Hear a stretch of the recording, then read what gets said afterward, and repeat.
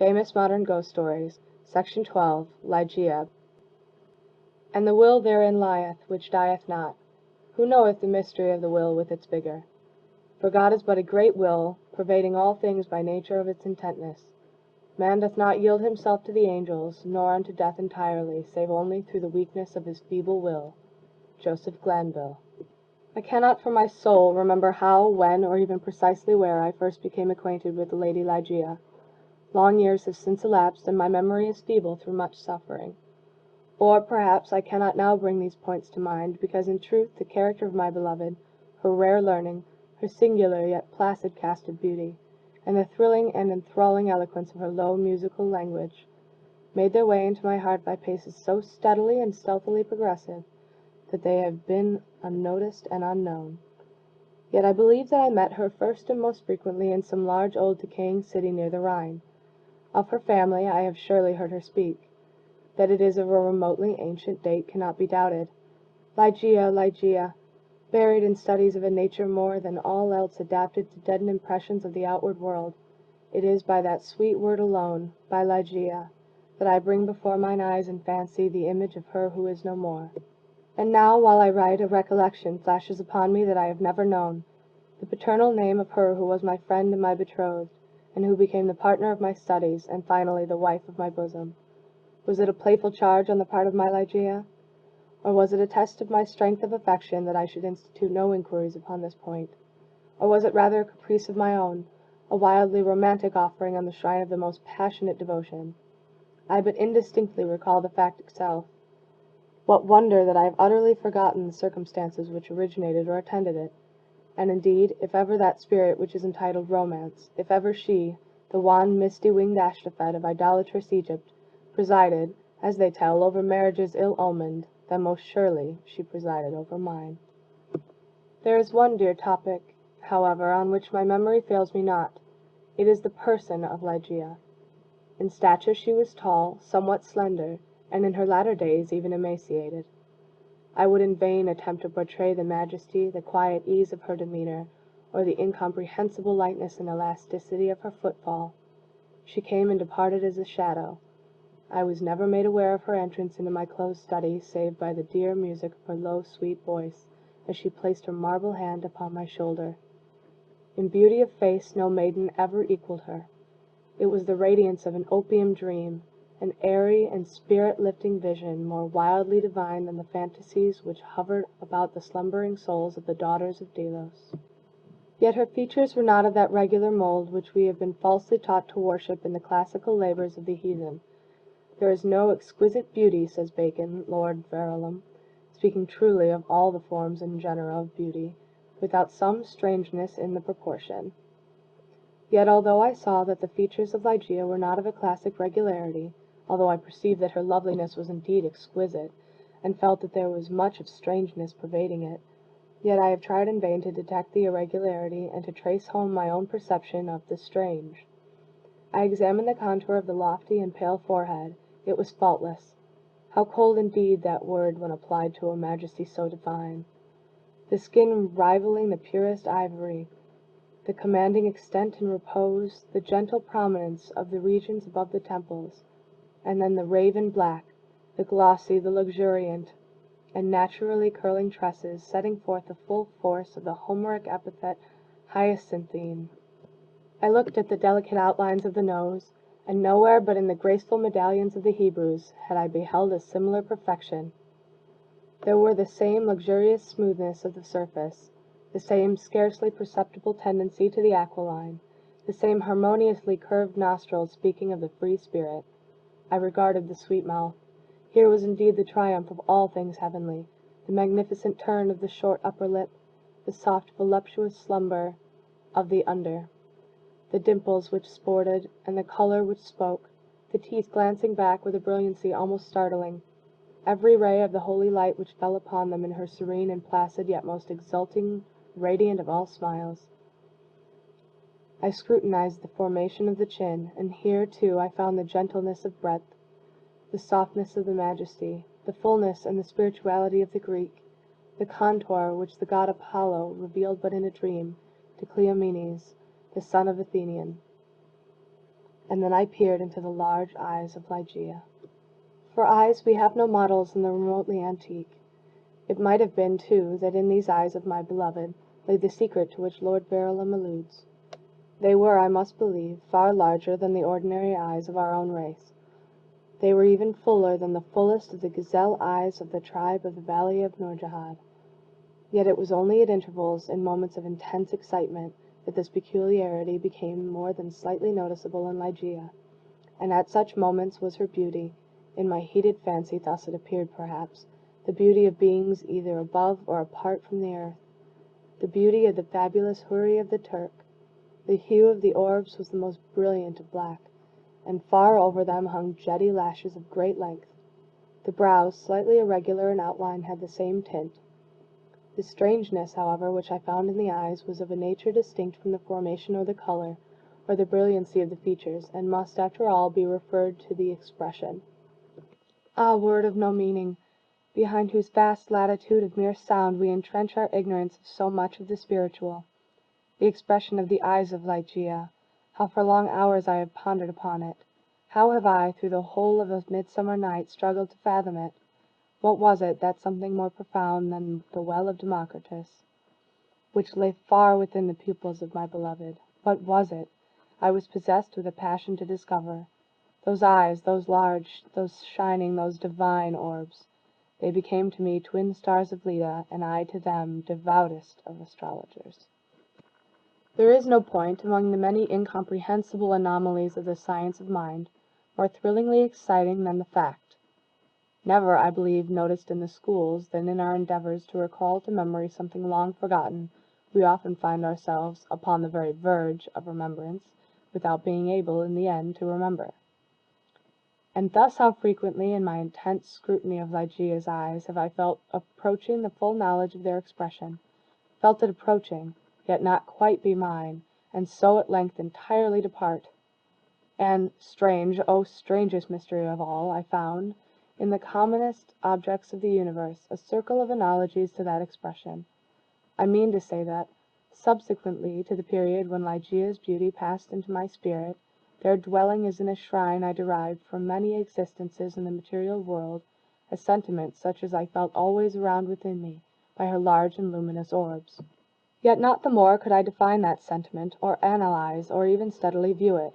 I recognized it, let me repeat, sometimes in the survey of a rapidly growing vine, in the contemplation of a moth, a butterfly, a chrysalis, a stream of running water. I have felt it in the ocean, in the falling of a meteor. I have felt it in the glances of unusually aged people. And there are one or two stars in heaven, one especially, a star of the 6th magnitude, double and changeable, to be found near the large star in Lyra, in the telescopic scrutiny of which I have been made aware of the feeling. I have been filled with it by certain sounds from stringed instruments, and not unfrequently by passages from books. Among innumerable other instances, I well remember something in a volume of Joseph Glanville, which, perhaps merely from its quaintness, who shall say, never failed to inspire me with the sentiment, "And the will therein lieth which dieth not." Who knoweth the mysteries of the will with its vigor? For God is but a great will, pervading all things by nature of its intentness. Man doth not yield him to the angels, nor unto death utterly, save only through the weakness of his feeble will. Length of years and subsequent reflection have enabled me to trace, indeed, some remote connection between this passage in the English moralist and a portion of the character of Ligeia. An intensity in thought, action, or speech was possibly, in her, a result, or at least an index, of that gigantic volition which, during our long intercourse, failed to give other and more immediate evidence of its existence. Of all the women whom I have ever known, she, the outwardly calm, the ever placid Ligeia, was the most violently a prey to the tumultuous vultures of stern passion, and of such passion I could form no estimate, save by the miraculous expansion of those eyes which at once so delighted and appalled me, by the most magical melody, modulation, distinctness, and placidity of her very low voice, and by the fierce energy, rendered doubly effective by contrast with her manner of utterance, of the wild words which she habitually uttered. I have spoken of the learning of Ligeia. It was immense, such as I have never known in a woman. In the classical tongues was she deeply proficient. and as far as my own acquaintance extended in regard to the modern dialects of Europe, I have never known her at fault. Indeed, upon any theme of the most admired, because simply the most abstruse of the boasted erudition of the Academy, have I ever found Ligeia at fault? How singularly, how thrillingly this one point in the nature of my wife has forced itself, at this late period only, upon my attention! I said her knowledge was such as I have never known in a woman. But where breathes the man who has traversed, and successfully, all the wide areas of moral, physical, and mathematical science? I saw not then what I now clearly perceive, that the acquisitions of Ligeia were gigantic, were astounding. Yet I was sufficiently aware of her infinite supremacy to resign myself, with a childlike confidence, to her guidance through the chaotic world of metaphysical investigation at which I was most busily occupied during the earlier years of our marriage.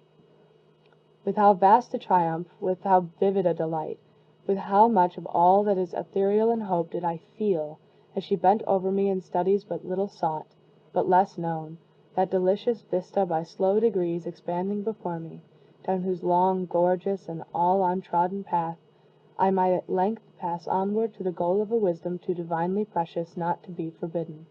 How poignant, then, must have been the grief with which, after some years, I beheld my well-grounded expectations take wing to themselves and fly away! Without Ligeia I was but as a child groping benighted. Her presence, her readings alone, rendered vividly luminous the many mysteries of the transcendentalism in which we were immersed. Wanting the radiant luster of her eyes, letters, lambent and golden, grew duller than Saturnian lead. And now those eyes shone less and less frequently upon the pages over which I pored. Ligeia grew ill. The wild eyes blazed with a too glorious effulgence. The pale fingers became of the transparent waxen hue of the grave, and the blue veins upon the lofty forehead swelled and sank impetuously with the tides of the most gentle emotion. I saw that she must die, and I struggled desperately in spirit with the grim Azrael. And the struggles of the passionate wife were, to my astonishment, even more energetic than my own. There had been much in her stern nature to impress me with the belief that, to her, death would have come without its terrors. But not so. Words are impotent to convey any just idea of the fierceness of resistance with which she wrestled with the shadow. I groaned in anguish at the pitiable spectacle. I would have soothed, I would have reasoned, but in the intensity of her wild desire for life, but for life, solace and reason were alike the uttermost of folly. Yet not until the last instance, amid the most convulsive writhings of her fierce spirit, was shaken the external placidity of her demeanor. Her voice grew more gentle, grew more low, yet I would not wish to dwell upon the wild meaning of the quietly uttered words. My brain reeled as I hearkened, entranced, to a melody more than mortal, to assumptions and aspirations which mortality had never before known. That she loved me I should not have doubted, and I might have been easily aware that, in a bosom such as hers, love would have reigned no ordinary passion. But in death only was I fully impressed with the strength of her affection. For long hours, detaining my hand, would she pour out before me the overflowing of a heart whose more than passionate devotion amounted to idolatry.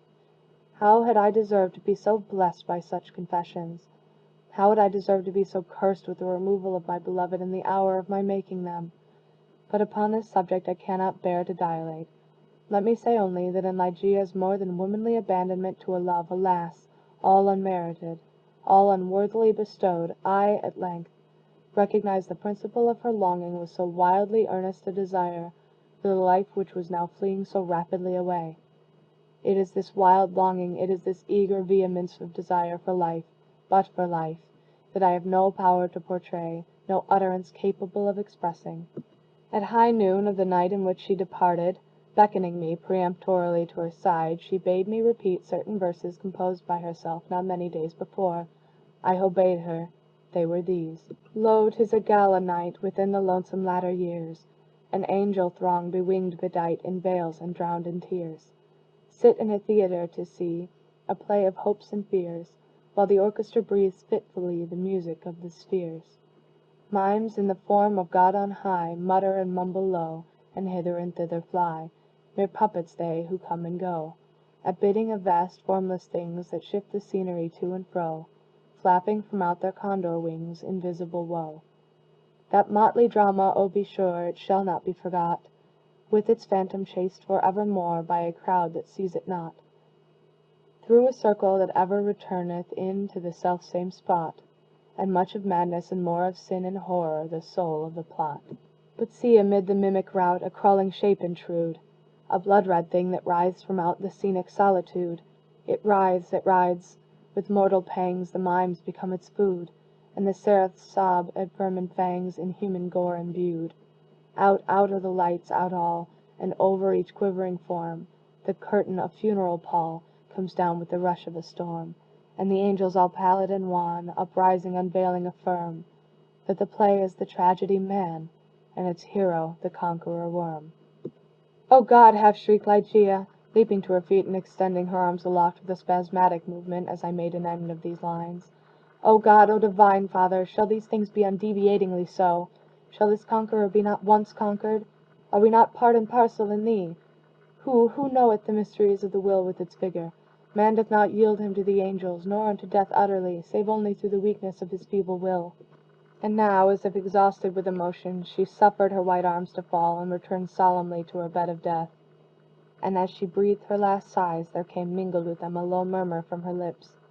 I bent to them my ear, and distinguished again the concluding words of the passage in Glanville: "Man doth not yield him to the angels, nor unto death utterly, save only through the weakness of his feeble will." She died, and I, crushed into the very dust with sorrow, could no longer endure the lonely desolation of my dwelling in the dim and decaying city by the Rhine. I had no lack of what the world calls wealth. Ligeia had brought me far more, very far more, than ordinary falls to the lot of mortals. After a few months, therefore, of weary and aimless wandering, I purchased and put in some repair an abbey which I shall not name, in one of the wildest and least frequented portions of fair England.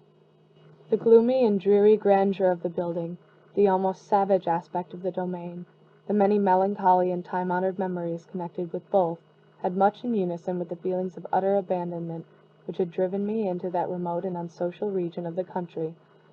Yet although the external abbey, with its verdant decay hanging about it, suffered but little alteration, I gave way with a childlike perversity, and perchance with a faint hope of alleviating my sorrows, to a display of more than regal magnificence within.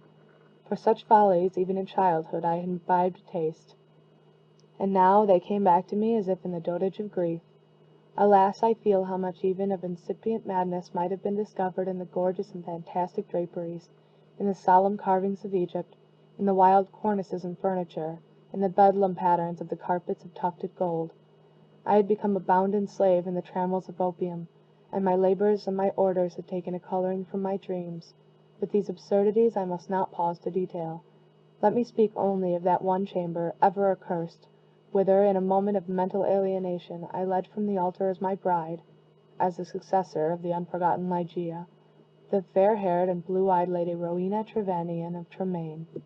There is no individual portion of the architecture and decoration of that bridal chamber which is not visibly before me. Where were the souls of the haughty family of the bride, when, through thirst of gold, they permitted to pass the threshold of an apartment so bedecked a maiden and a daughter so beloved? I have said that I minutely remembered the details of this chamber, yet I am sadly forgetful on topics of deep moment. And here there was no system, no keeping, in the fantastic display to take hold upon the memory. The room lay in a high turret of the castellated abbey, was pentagonal in shape, and of capacious size.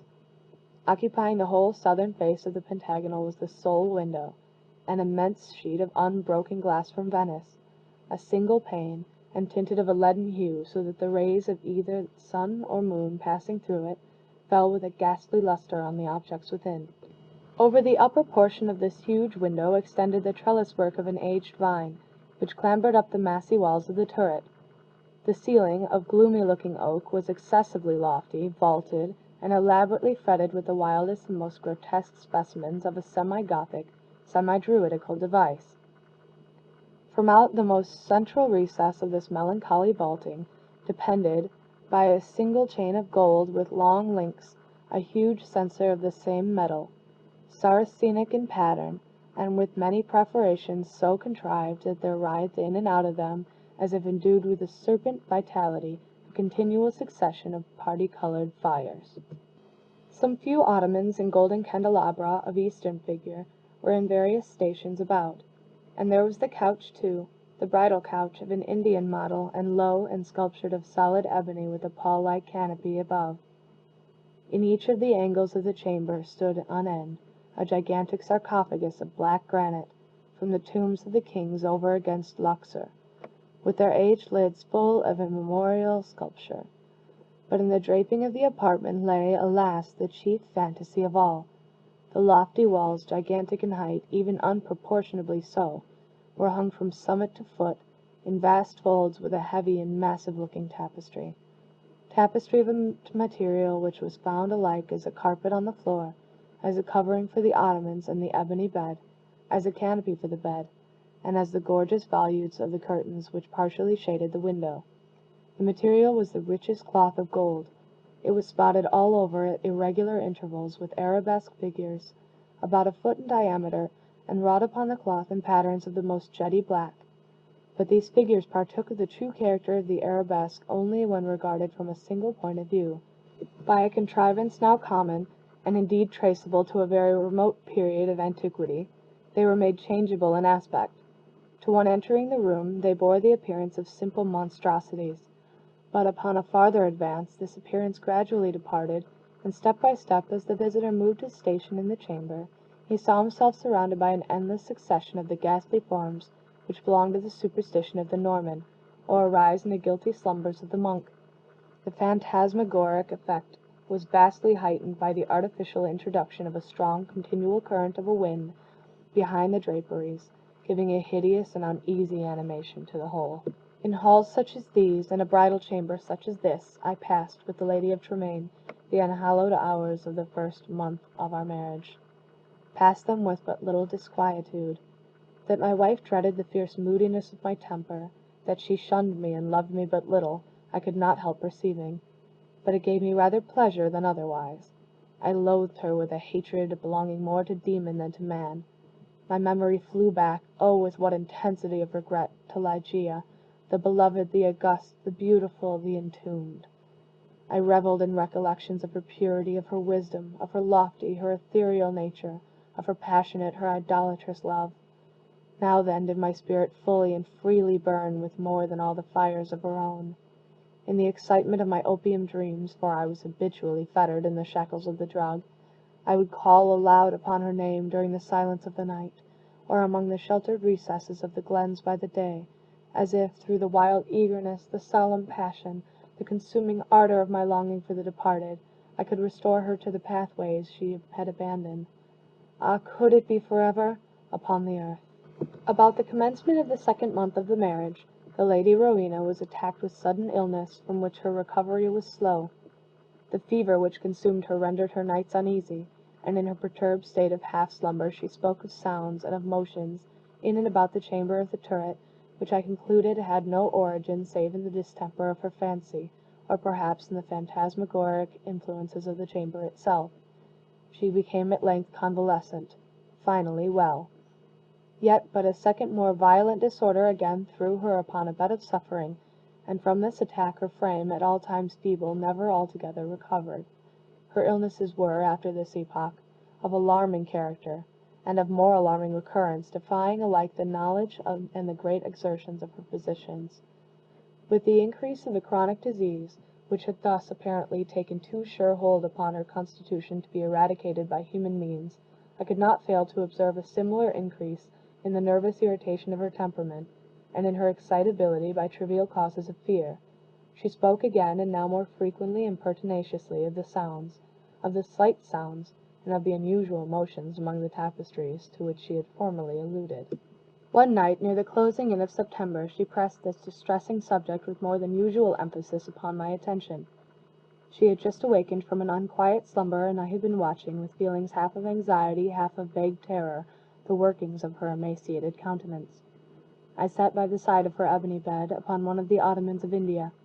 She partly arose and spoke in an earnest, low whisper, of sounds which she then heard, but which I could not hear, of motions which she then saw, but which I could not perceive.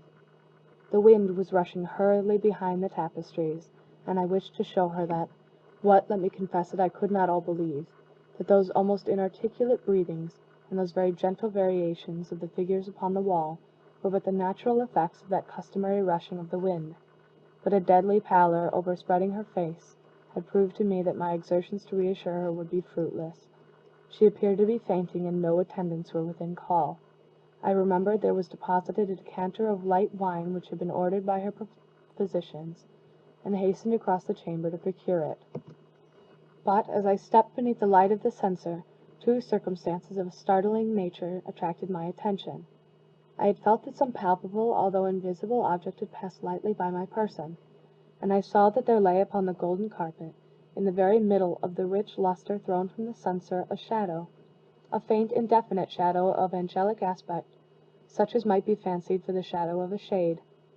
But I was wild with the excitement of an immoderate dose of opium, and heeded these things but little, nor spoke of them to Rowena. Having found the wine, I recrossed the chamber, and poured out a gobletful, which I held to the lips of the fainting lady. She had now partially recovered, however, and took the vessel herself, while I sank upon an ottoman near me, with my eyes fastened upon her person. It was then that I became distinctly aware of a gentle footfall upon the carpet, and near the couch, and in a second thereafter, as Rowena was in the act of raising the wine to her lips, I saw, or may have dreamed that I saw, fall within the goblet, as if from some invisible spring in the atmosphere of the room, 3 or 4 large drops of a brilliant and ruby-colored fluid. If this I saw, not so Rowena. She swallowed the wine unhesitatingly, and I forbore to speak to her of a circumstance which must, after all I considered, have been but the suggestion of a vivid imagination, rendered morbidly active by the terror of the lady, by the opium, and by the hour. Yet I cannot conceal it from my own perception that, immediately subsequent to the fall of the ruby drops, a rapid change for the worse took place in the disorder of my wife, so that on the 3rd subsequent night the hands of her menials prepared her for the tomb, and on the 4th I sat alone with her shrouded body in that fantastic chamber which had received her as my bride. Wild visions, opium engendered, flitted shadow-like before me. I gazed with unquiet eye upon the sarcophagi in the angles of the room, upon the varying figures of the drapery, and upon the writhing of the party-colored flames in the censer overhead. My eyes then fell, as I called to mind the circumstances of a former night, to the spot beneath the glare of the censer, where I had seen the faint traces of the shadow. It was there, however, no longer, and breathing with greater freedom, I turned my glances to the pallid and rigid figure upon the bed. Then rushed upon me 1,000 memories of Ligeia, and then came back upon my heart, with the turbulent violence of a flood, the whole of that unutterable woe with which I had regarded her thus enshrouded. The night waned, and still, with a bosom full of bitter thoughts of the one only and supremely beloved, I remained gazing upon the body of Rowena. It might have been midnight, or perhaps earlier, or later, for I had taken no note of time, when a sob, low, gentle, but very distinct, startled me from my reverie. I felt that it came from the bed of ebony, the bed of death. I listened in agony of superstitious terror, but there was no repetition of the sound. I strained my vision to detect any motion in the corpse, but there was not the slightest perceptible. Yet I could not have been deceived. I had heard the noise, however faint, and my soul was awakened within me. I resolutely and perseveringly kept my attention riveted upon the body. Many minutes elapsed before any circumstance occurred tending to throw light upon the mystery. At length it became evident that a slight, a very feeble, and barely noticeable tinge of color had flushed up within the cheeks, and along the sunken small veins of the eyelids. Through a species of unutterable horror and awe, for which the language of mortality has no sufficiently energetic expression, I felt my heart cease to beat, my limbs grow rigid where I sat. Yet a sense of duty finally operated to restore my self-possession. I could no longer doubt that we had been precipitate in our preparations, that Rowena still lived. It was necessary that some immediate exertion be made, yet the turret was altogether apart from the portion of the abbey tenanted by the servants. There were none within call. I had no means of summoning them to my aid without leaving the room for many minutes, and this I could not venture to do. I therefore struggled alone in my endeavors to call back the spirit still hovering. In a short period it was certain, however, that a relapse had taken place. The color disappeared from both eyelid and cheek, leaving a wanness even more than that of marble. The lips became doubly shriveled and pinched up in the ghastly expression of death, A repulsive clamminess and coldness overspread rapidly the surface of the body, and all the usual rigorous stiffness immediately supervened. I fell back with a shudder upon the couch from which I had been so startlingly aroused, and again gave myself up to passionate waking visions of Ligeia. An hour thus elapsed, when, could it be possible, I was a second time aware of some vague sound issuing from the region of the bed. I listened in extremity of horror. The sound came again. It was a sigh. Rushing to the corpse, I distinctly saw, a tremor upon the lips. In a minute afterward they relaxed, disclosing a bright line of the pearly teeth. Amazement now struggled in my bosom with the profound awe which had hitherto reigned there alone. I felt that my vision grew dim, that my reason wandered, and it was only by a violent effort that I at length succeeded in nerving myself to the task which duty thus once more had pointed out. There was now a partial glow upon the forehead and upon the cheek and throat. A perceptible warmth pervaded the whole frame. There was even a slight pulsation at the heart. The lady lived, and with redoubled ardor I betook myself to the task of restoration. I chafed and bathed the temples and the hands, and used every exertion which experience, and no little medical reading, could suggest, but in vain. Suddenly the color fled, the pulsation ceased, the lips resumed the expression of the dead, and in an instant afterward the whole body took upon itself the icy chilliness, the livid hue, the intense rigidity, the sunken outline, and all the loathsome peculiarities of that which has been, for many days, a tenant of the tomb. And again I sunk into visions of Ligeia. And again, what marvel that I shudder while I write, again there reached my ears a low sob from the region of the ebony bed. But why shall I minutely detail the unspeakable horrors of that night? Why shall I pause to relate how, time after time, until near the period of the grey dawn, this hideous drama of revivification was repeated? How each terrific relapse was only into a sterner and apparently more irredeemable death? How each agony wore the aspect of a struggle with some invisible foe, and how each struggle was succeeded by I know not what of wild change in the personal appearance of the corpse. Let me hurry to a conclusion. The greater part of the fearful night had worn away, and she who had been dead once again stirred, and now more vigorously than hitherto, although arousing from a disillusion more appalling in its utter hopelessness than any. I had long ceased to struggle or to move, and remained sitting rigidly upon the ottoman, a helpless prey to a whirl of violent emotions, of which extreme awe was perhaps the least terrible, the least consuming. The corpse, I repeat, stirred, and now more vigorously than before. The hues of life flushed up with unwonted energy into the countenance, the limbs relaxed, and save that the eyelids were yet pressed heavily together, and that the bandages and draperies of the grave still imparted their charnel character to the figure, I might have dreamed that Rowena had indeed shaken off utterly the fetters of death.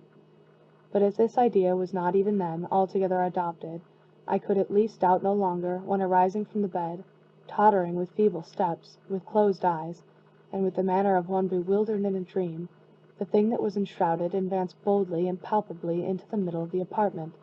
I trembled not, I stirred not, for a crowd of unutterable fancies connected with the air, the stature, the demeanor of the figure, rushing hurriedly through my brain, had paralyzed, had chilled me into stone. I stirred not, but gazed upon the apparition. There was a mad disorder in my thoughts, a tumult unappeasable. Could it indeed be the living Rowena who confronted me?